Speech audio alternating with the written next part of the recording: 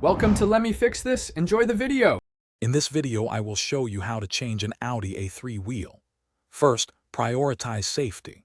Always park your car on a flat, stable surface and firmly engage the parking brake. Gather all necessary tools, including your jack, lug wrench, wheel chocks, and the spare tire. Before you even think about lifting the vehicle, use your lug wrench to slightly loosen the lug nuts on the wheel you intend to change. This makes removal much easier later on. Now let's get that wheel off. Locate the correct jacking point on your Audi A3, usually marked near the wheel well, and position your jack securely. Slowly raise the vehicle until the tire is completely clear of the ground, allowing it to spin freely. Once lifted, you can fully unscrew the lug nuts you previously loosened. Keep them safe.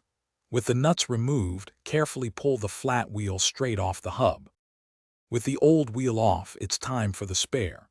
Carefully lift the spare tire and align its holes with the wheel studs on the hub. Push it firmly into place. Now, take your lug nuts and hand tighten them onto the studs. It's best to follow a star pattern to ensure even seating. Once all nuts are hand tight, use your jack to lower the vehicle until the spare tire just touches the ground, but the full weight isn't on it yet. For the final steps, grab your lug wrench again. With the tire lightly touching the ground, fully tighten each lug nut in that star pattern. This ensures the wheel is securely fastened.